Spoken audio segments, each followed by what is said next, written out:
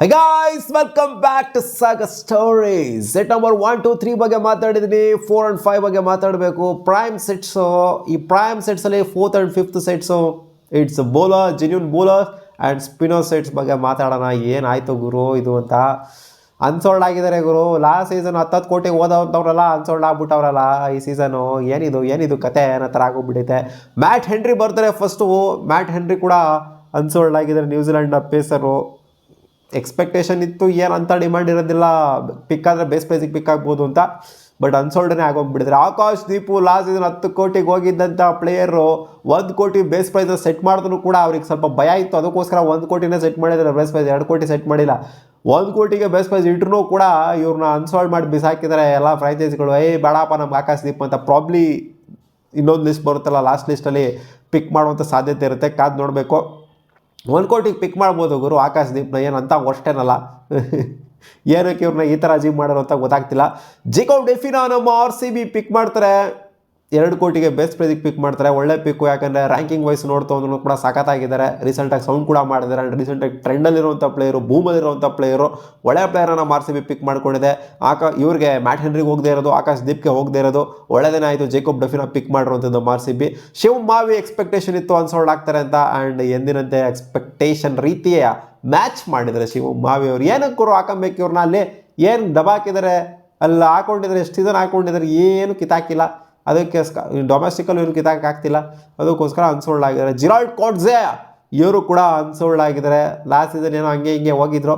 ಈ ಸೀಸನ್ ಹಂಗೂ ಹಿಂಗೂ ಹೋಗೋಕ್ಕಾಗಲ್ಲಮ್ಮ, ನೀನು ಹೋಗ್ಬಿಡು ಮನೆಗೆ ಅಂತ ಅಟ್ಬಿಟ್ಟು ಅವ್ರು ಹಂಗೇನೆ. ಇವ್ರನ್ನ ಲಾಸ್ಟ್ ಲಿಸ್ಟಲ್ಲೂ ಕೂಡ ಪಿಕ್ ಮಾಡೋ ಸಾಧ್ಯತೆ ನನಗೇನೋ ಕಾಣಿಸ್ತಾ ಇಲ್ಲ.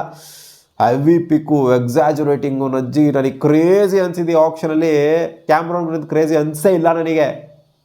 ಇನ್ನು ವೆಂಕಟೇಶ್ ಅಯ್ಯರು ಸ್ವಲ್ಪ ಕಮ್ಮಿ ಅಮೌಂಟ್ಗೆ ಹೋದ್ರು ಅಂತ ಸ್ವಲ್ಪ ಸೈಕಾಯ್ತು ಅಷ್ಟೇ. ಅಂದರೆ ಪರವಾಗಿಲ್ಲ, ಚೆನ್ನಾಗೇ ಹೋಗಿದ್ದಾರೆ. ಆ ಡಿಸರ್ವಿಂಗ್ ಅಮೌಂಟ್ಗೆ ಹೋಗಿದ್ದಾರೆ. ನನಗೆ ಸೈಕಾಗಿದೆ ಅಂದರೆ ಮತೀಶಾ ಪತಿರಾಡೊಂದು ಗುರು. ಯಪ್ಪ ಏನು ಗುರು, CSK ಫೈಟ್ಗೆ ಬರಲಿಲ್ಲ ಅಲ್ಲಿ. ನಾವು ಅಂದ್ಕೊಂಡಿದ್ವಿ CSK ಅಟ್ಲೀಸ್ಟ್ ಫೈಟ್ ಕಾರು ಬರ್ತಾರೆ ಅಂತ ಅಂದ್ಕೊಂಡ್ರೆ CSK ಫೈಟ್ಗೆ ಬರಲಿಲ್ಲ ಅಲ್ಲಿ. Delhi Capitals, Lucknow Super Giants ಕಿತ್ತಾಡ್ತಾವ್ರೆ ಇನಿಷಿಯಲಿ. ಆಮೇಲೆ ಬಂದವ್ರು KKR ಅವರು ಫೈಟ್ಗೆ. KKR ನೋಡಿ ಮೋಸ್ಟ್ ಎಕ್ಸ್ಪೆನ್ಸಿವ್ 2 ಬೈ ಮಾಡಿರೋವಂಥದ್ದು. 25.20 ಕೋಟಿ ಕ್ಯಾಮ್ರಾನ್ ಗ್ರೀನು, 18 ಕೋಟಿ ಮತೀಶಾ ಪತಿರಾಳ. ಇಬ್ಬರು ಹೊಡೆದಿದ್ದಕ್ಕೆ ಪರ್ಸ್ ಕದ್ರಕೊಂಡು ಹೊರಟೋಗ್ಬಿಡ್ತು ಹಂಗೇನೆ. ಇಬ್ಬರು ಹೊಡೆದಿದ್ದಕ್ಕೆ 25 ಕೋಟಿ ಒಬ್ಬರು, 18 ಕೋಟಿ ಒಬ್ಬರು, ಅಂದರೆ ಇದ್ದಂಥ 63 ಕೋಟಿ ಪರ್ಸ್ ವ್ಯಾಲ್ಯೂ ಇದೆ. ಎಲ್ಲ ಹಂಗೆ ಕರ್ಗೋಗ್ಬಿಡ್ತು ಹಂಗೆ ಪಟ್ಟನಿಗೆ. ಬಟ್ ಈ 2 ಕೂಡ ತೊಗೊಂಡಿರುವಂಥದ್ದು ಓವರ್ಸೀಸ್ ಬೈಗಳನ್ನ ಎಕ್ಸ್ಪೆನ್ಸಿವ್ ಬೈನ ಮಾಡಿರುವಂಥದ್ದು. ಇಂಡಿಯನ್ ಪ್ಲೇಯರ್ಸ್ಗಳು ಎಕ್ಸ್ಪೆನ್ಸಿವ್ ಬೈ ಆಗ್ತಾನೆ ಇಲ್ಲ. ತಿನ್ಕಾಡ್ತಾರೆ ಇಂಡಿಯನ್ ಪ್ಲೇಯರ್ಸ್ಗಳು. 10 ಕೋಟಿ ದಾಟಕ್ಕೆ ತಿನ್ಕಾಡ್ತಾವ್ರು ಅಲ್ಲಿ. 10 ಕೋಟಿಗೆ ಹೋಯ್ತಾ ಇಲ್ಲ ಅಲ್ಲಿ. ಇಲ್ಲಿ ನೋಡ್ತವ್ರೆ ಓವರ್ಸೀಸ್ ಪ್ಲೇಯರ್ಗಳು 18 ಕೋಟಿ 25 ಕೋಟಿ ಈ ರೇಂಜಿಗೆ ಹೋಯ್ತವ್ರೆ. ಸೊ ಅಂಥ ಮಟ್ಟಿಗೆ ಅದೇ ಲಿಮಿಟೆಡ್ ಪ್ಲೇಯರ್ಸ್ಗಳೇನೋ ಹೋಗಿರೋದೇನು, ಹೆವಿ ಪ್ಲೇಯರ್ಸ್ಗಳೇನು ಹೋಗಿಲ್ಲ. ಎಲ್ಲೋ ವೆರಿ ಫ್ಯೂನೇನೋ ಹೋಗ್ತಾ ಇರೋದು. ಬಟ್ ಆದ್ರೂ ನನಗೆ ಸೈಕ್ ಅನಿಸ್ತೋಗ್ರು. ನಿಜವಾಗ್ಲೂ ಇಷ್ಟೊಂದು ಡಿಸರ್ವಿಂಗ್ ಅಂತ ಅನಿಸ್ತು. ಒಬ್ಬ ಪೇಸರ್ಗೆ 4 ಓವರ್ ಹಾಕುವಂಥ ಬೌಲರ್ಗೆ ನೀವು ಇನ್ನೂ ಕ್ಯಾಮ್ರಾನ್ ಗ್ರೀನ್ ಡಿಸರ್ವಿಂಗ್ ಅಂತ ಅನ್ಕೊಳ್ಳಿ. ಯಾಕಂದರೆ ಬ್ಯಾಟಿಂಗು ಆಡ್ತಾರೆ, ಬೌಲಿಂಗು ಆಗ್ತಾರೆ. ಇಲ್ಲಿ ನೀವು 4 ಓವರ್ ಹಾಕುವಂಥ ಒಬ್ಬ ಬೌಲರ್ಗೆ 18 ಕೋಟಿ ಕೊಡ್ತೀರಾ ಅಂದರೆ ಇದು ವರ್ತಾ ಅಂತ ಅನ್ನಿಸ್ಬಿಡುತ್ತೆ ಸೀರಿಯಸ್ಲಿ ನನಗೆ. ನನ್ನ ಪ್ರಕಾರ 18 ಕೋಟಿ ಎಲ್ಲ ಡಿಸರ್ವಿಂಗ್ ಇಲ್ಲ. ಇಲ್ಲಿ ಏನು CSK ಏನು ತಿಕ್ಲಿರ್ದಿಲ್ಲ ಬಿಡಕ್ಕೆ 13 ಕೋಟಿಗೆ. CSK ಅವರು ಯೋಚನೆ ಮಾಡ್ತಿರ್ತಾರೆ, ಯಾರು ಹುಚ್ಚ ನನ್ನ ಮಕ್ಳನ್ನ ಗುರು ಇವರು, KKR ಅವ್ರ ನನ್ನ ಮಕ್ಕಳು ದುಡ್ಡು ಐತೆ ಅಂತ ಹಿಂಗೆ ಎರ್ಚಾಡ್ತಾವ್ರಲ್ಲ ಅಂತ ಅನ್ಕೊಂಡಿರ್ತಾರೆ. ನನಗಂತೂ ಸೀರಿಯಸ್ಲಿ ವರ್ತಿಲ್ಲ. ಇನ್ನೂ 13 ಕೋಟಿಗಾದರೆ ಪರವಾಗಿಲ್ಲ, ವರ್ತು ಅಂತ ಇದೆ. 10 ಕೋಟಿ ಡೆಬು 13 ಕೋಟಿ ಈ ರೇಂಜಲ್ಲಾದರೆ ಓಕೆ ವರ್ತು ಅಂತ ಅಂತಿದ್ದೆ. 18 ಕೋಟಿ ಸೀರಿಯಸ್ಲಿ ವರ್ತಿಲ್ಲ ಮತೀಶಾ ಪತಿರಾಣಿಗೆ. ನೋಡೋಣ ಬ್ಯಾಕ್ ಫೈರ್ ಆಗುತ್ತಾ ಅವ್ರಿಗೆ, ಅಥವಾ ಏನಾದರೂ ಪಾಸಿಟಿವಿಟಿ ಏನಾದರೂ ಕ್ರಿಯೇಟ್ ಆಗುತ್ತಾ ಮತೀಶಾ ಪತಿರಾಣ ತಗೊಂಡಿರೋದ್ರಿಂದ ಅಂತ.